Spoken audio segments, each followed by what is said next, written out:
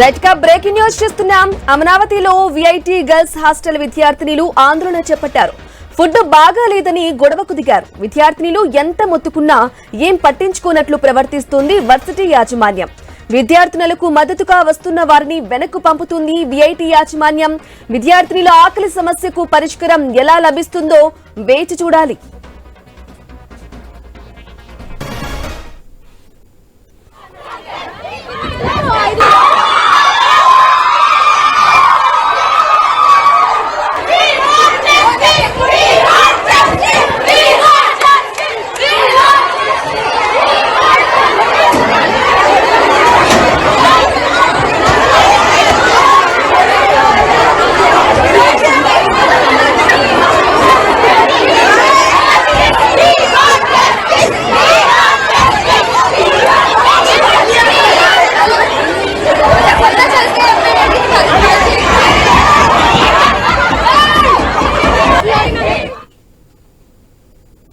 Right గా breaking news చూస్తున్నాం. అమరావతిలోని విఐటి గర్ల్స్ హాస్టల్ విద్యార్థినులు ఆందోళన చేపట్టారు. ఫుడ్ బాగాలేదని గొడవకు దిగారు. ఇక విద్యార్థులు ఎంత మొత్తుకున్నా ఏం పట్టించుకున్నట్లు ప్రవర్తిస్తుంది యాజమాన్యం. రైట్ గా ఇదే విషయానికి సంబంధించి పూర్తి సమాచారం అందించడానికి మా ప్రతినిధి హరీష్ అందిస్తారు. హరీష్, చెప్పండి, విద్యార్థినులు ఫుడ్ కోసం ఫైట్ చేస్తున్నట్లుగా తెలుస్తుంది. మరి ఎందుకు యాజమాన్యం స్పందించట్లేదు? అప్డేట్స్ ఏంటి?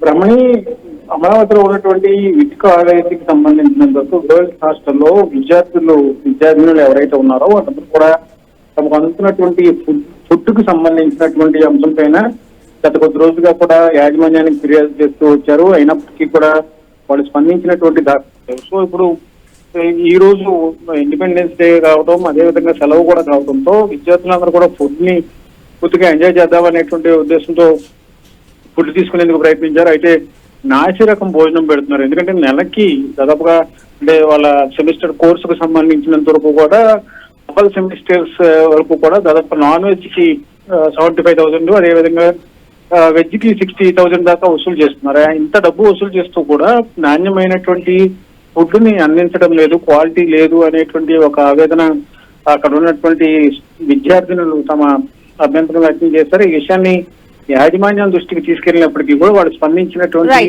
దాఖలాలు లేకపోవడంతో ఈ పరిస్థితి నెలకొన్నటువంటి సిచ్యువేషన్ ఉంది. Right Harish, thank you for the updates.